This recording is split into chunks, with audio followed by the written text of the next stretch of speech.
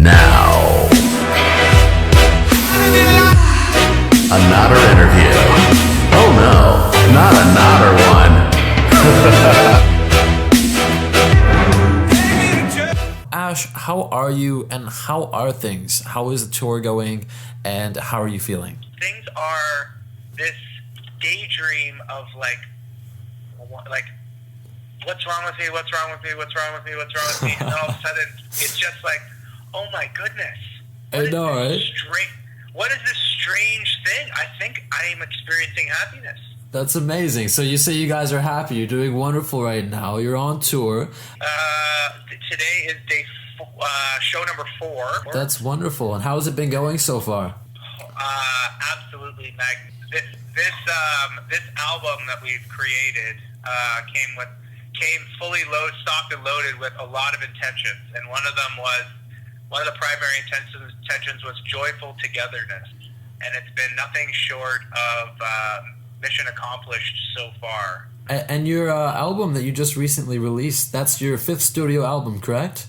Yeah, man. New World Alphabet. So tell me all about that. Tell me about the name. What's the idea that went behind that? Well, the name New World Alphabet comes from the idea that when we're kids, our parents read us stories every night, and the stories have these beautiful morals and values and adventures and dragons, and all of a sudden, as we grow up, we stop hearing stories, and we just start listening to like one story that's the inner monologue of our own minds, which eventually normally starts to kind of become very limiting and negative.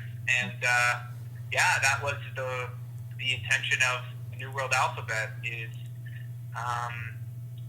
breaking things back down to their simplest forms and rebuilding them back up again. Because functionally, we create our life with words and thought and language. We create our world inside of our mind, and then we're like wizards of our own reality. We cast spells on the world, and we create what we think about. I love that. That's what this album is. And so there's a process. That process I just talked about was the process that I was experiencing in life as we were recording our album. And, to create my New World Alphabet, we decided to do something we'd never done before. We went to California for 2 months. Went right out. If there was a comfort zone outside of your comfort zone to go to, like double secret comfort zone. Oh, yeah. We went to a double secret comfort zone, to really lean into, which is surrendering control of things. And you can hear it in the music so far, the feedback that we've received, and that was the intention. Yeah. To create some space for something new to grow. And that's what we can have a challenging time doing when our thoughts are the dominant obsession of our life.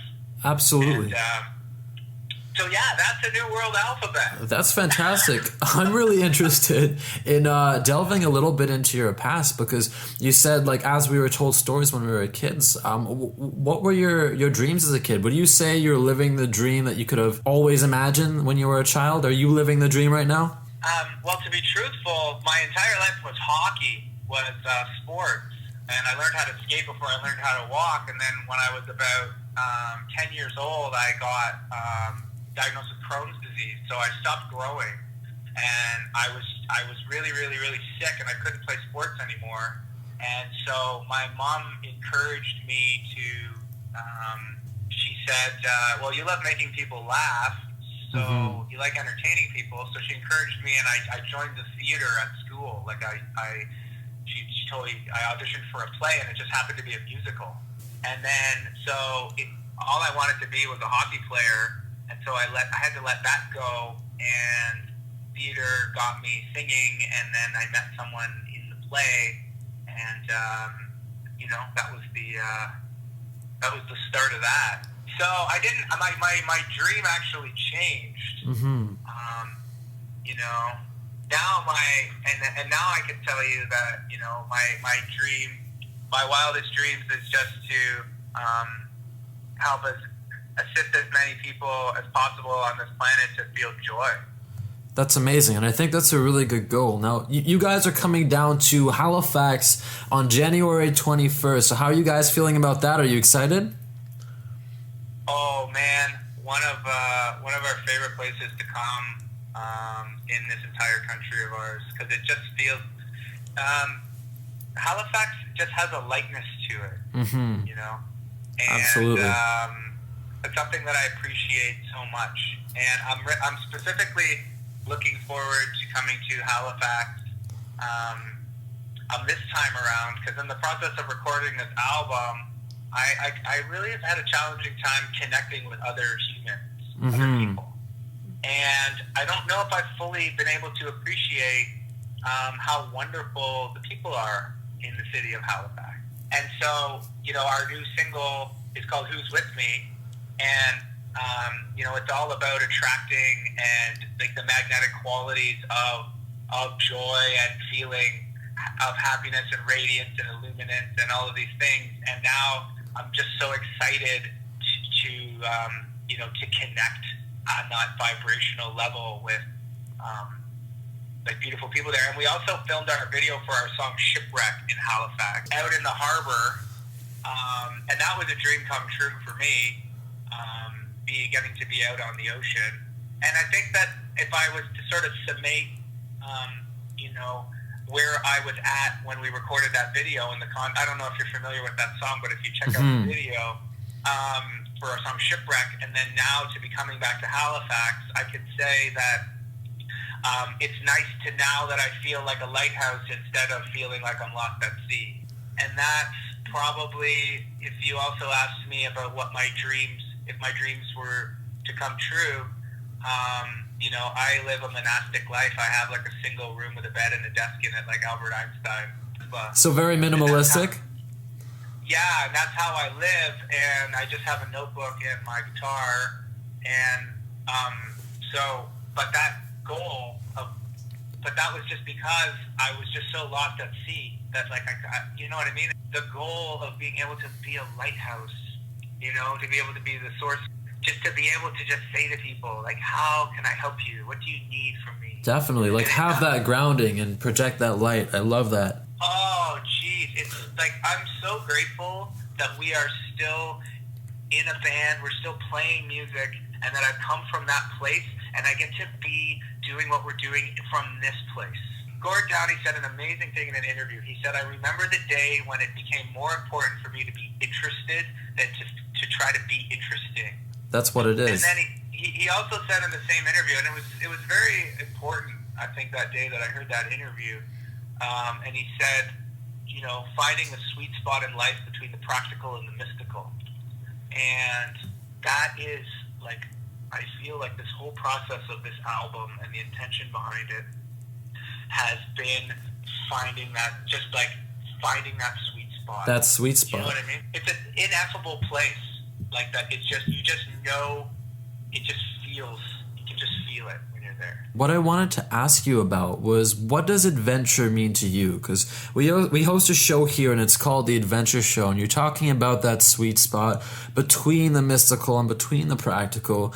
Has this been an adventure for you? And what does adventure mean in your life? Like how is this ride of being in a band and experiencing these things? How is the adventure and how has it changed your life? Well, I actually have an expression, and it's odd venture.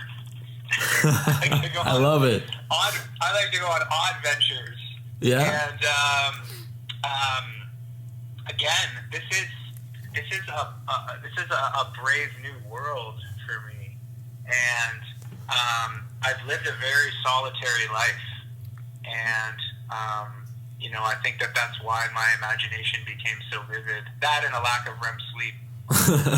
A lack of sleep, yeah. But I truly, like, I have to truly say that it's like, there's a Coldplay song called Square One that I've been listening to a lot, which I love, and I'm actually standing at, like, a brand new door that I've never been brave enough to open, and that door is like this. It's like that thing in your life where you go, holy wow, it starts now. Absolutely. Like, the adventure starts now, and that's the most honest thing that I could say to you. That's almost like an awakening, though, isn't it? I mean, just all of a sudden you're thrust into this new world, and you're experiencing these things. So would you say that it's helped you develop and grow as an individual? Yeah, it's just like I've been having these images and these kind of visions of whales a lot, and like in the deepest part of the ocean, like just this huge whale trying to get to the surface, but it's like underneath, trying to surface like in the Arctic, and there's like a mile of ice between the whale and like the surface. And so it's like, it's just this patience of just being like, just be patient. You know, it's going to find its way to the surface. You're going to find your way to the surface. And it's just it's just momentum. Mm-hmm. Everything is momentum. And also, it's something that I also feel that's really important is, you know, if you look at your phone and if you look at the last 20 people that you've talked to, that's pretty well a summation of who you are and where you're at in your life. And I have to say that the last 20 people that I've talked to on my phone are in complete alignment with an illuminated, radiant, awakened place of life. That's important. To surround yourself with positive energy, right? Yeah, and that's just like synergy. That's, you know, I unfortunately the word synergy has sort of now been associated with, like, I don't know, that it's almost like kind of cheesy almost. But the true spirit of the word is just full. It's like overflowing with power. Yeah. Well, so go more into the name. Like, where does that come from? Ubiquitous Synergy Seeker. I really like it. So Ubiquitous Synergy Seeker is actually a paradox. And it is actually, you know, indicative of this search that many of us are on for this elusive thing that we're reaching for and trying to grab. Because ultimately, how can you seek something, like ubiquitous means everywhere simultaneously. So how can you seek something that's already everywhere simultaneously? And that's the paradox. The paradox of discovering that stillness was actually something ever present inside of you always. Everything, you were already connected. Everything contains everything. And so that notion is, you know, and then as we gained popularity, say, on the radio, no one could pronounce our name, so they started calling us USS. It was actually incredibly symbolic because Ubiquitous Synergy Seeker was a really complicated way, USS was a really complicated way of saying something really simple, which most philosophy is. Somebody understands. So, and actually our new video for our song Who's With Me, which I implore people to check out, is actually sort of, it goes from like the Planck scale to zooms out to two times the size of the known universe, and we needed like the most powerful computer we could find to actually make the video, because it starts at like string theory, like the single moment of spark of life, and zooms all the way out to, you know, the other edges of the known universe, and then comes back to the spark of life. That's fantastic. Now, can you tell me a little bit about Peterborough? Because I'm really interested. I first heard about you guys in Peterborough, Ontario. I have some friends at Trent, and they said, have you checked out this band? And I checked you guys out. This must have been a few years ago, actually. But was it you and Jason that went to Trent, or did you play any of your first gigs? Yeah, Jason went to Trent. Went to Trent University. Met a guy named B.A. Johnston, who's, I don't know if you've heard of him, but he's incredible. He's he's an artist from Hamilton. Anyways, he encouraged Jay to get into comedy, and then Jay started emceeing and doing comedy. And then, of course, when Jay and I met and got together, he had graduated from Trent. I had dropped out of music school. And when we met and first started playing music, Peterborough was the first show we played outside of our hometown. Wow. And how was that? How did it go? It was exhilarating. That's fantastic. Actually, on the topic of adventure, do you know what I mean? That was the first time that we, you know, put my guitar in the back of the station wagon and said, here goes nothing. And you just put it all out there. That's fantastic. I love it. Yeah, we took the step. That's that, like, going from vision to execution. Absolutely, like getting it all out there. Yeah. So this is something that you've it's developed over time, because it seems like you guys, like you said, you were in hockey for a little while, and like obviously Jason did some emceeing. So this developed over time, and you guys sort of came together. Like, it's perfect. Would you say it's destiny? I would say if there was like a faith and absolute. How would I describe it? There's an expression it says, "Don't harvest the veal." Mm-hmm. And Jason and I needed a significant amount of time to incubate. Yeah. You know, and we stayed in the basement for a long time. Mm-hmm. He, we split up for a while. We had to go and sharpen our own individual knives and swords, if you will. Mm-hmm. And so yeah. But I think it's really cool how you guys came together, and I mean, you're making some great music right now. What's the next step for you guys after this tour?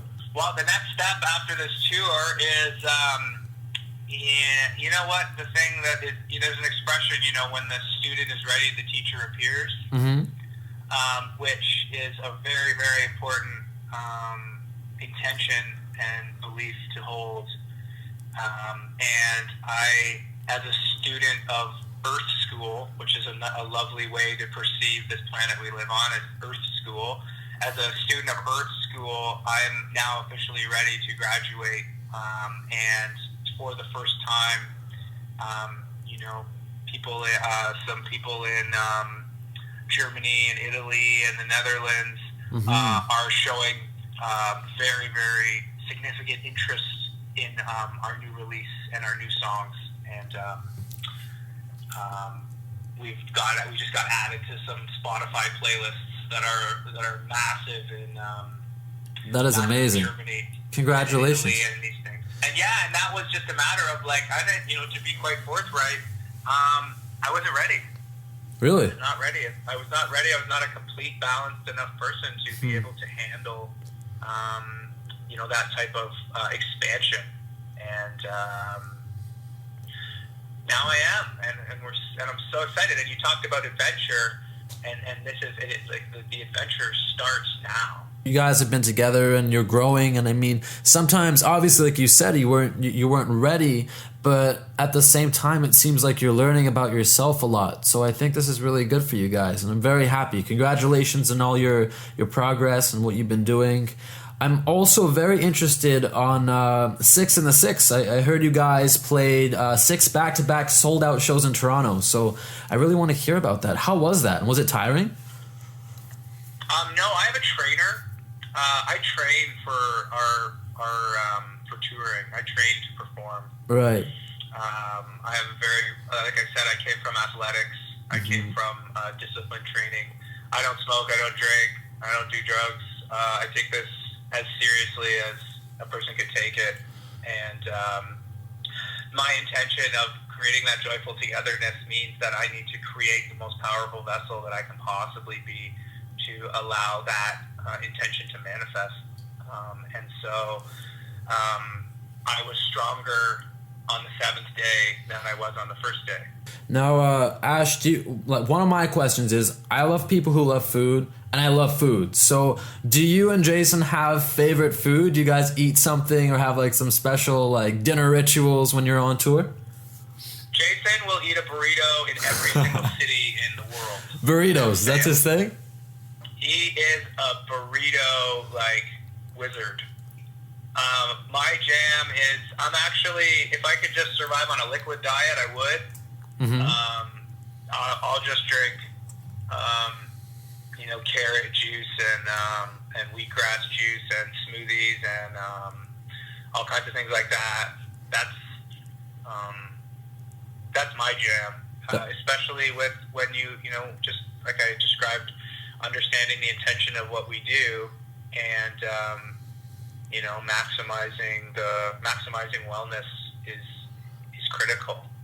So I think you guys can offer a lot of inspiration for people who want to do their own thing, because you told me that with the hockey thing, you weren't able to do it, but you were able to find another passion and you were able to craft it. So let's say you had a megaphone and you could speak to every young person right now, some people who aren't very motivated. What is one piece of advice you would give them to help them, like you said, create this vessel to achieve greatness? Well, the first thing, I would just start with a simple mantra that I would try to follow every single day, and that would be good thoughts, good words, good deeds. And I would start from there, and I would change, I would just use that as a tool to shift my mindset, shift the reactionary patterns of my mind, and then begin to create the momentum to start to cultivate that sense of direction. And so that's my motto in life is good thoughts, good words, good deeds. And if you just take everything else away and just focus on those three things, everything you ever need, want, desire, or dream of will come into your life. I think that's important. And it can just let it be that simple. That's it. Just let it be simple. That's amazing. I'm definitely going to try that. And I think those are really good words to pass on. So what you're saying is shift your mindset, become more positive, and everything else will follow. 100%. Good thoughts, good words, good deeds. If what's going through your mind, if what you're speaking about and what you're doing doesn't fall into those three boxes to check off, change it immediately. Absolutely. And see, what that takes is a certain mindfulness. That takes a certain presence. You know, and as you cultivate those three things, you stop feeling so entitled. You stop feeling so like such a victim. You start to realize all of these ways that you're stuck in the past, all of these ways that you're stuck thinking a certain way. That's not conducive to growth. That's not conducive to expansion. It's not. That's not conducive to actually figuring out what makes you happy. Exactly. And so if you just start there, then just do that for a while. Food is really good. That's fantastic. I appreciate that. Well, that's really good. And so is there anything else you'd like to leave our audience with, or just our listeners here in Halifax on CKDU? Yeah. Just like if you'd like to come and just experience, joyful togetherness and just fill your heart full of joy and, your face full of smiles, then come on out to our show. That's amazing. Thanks so much, Ash. If I see you guys, I'll come out and say hi. Oh, please do.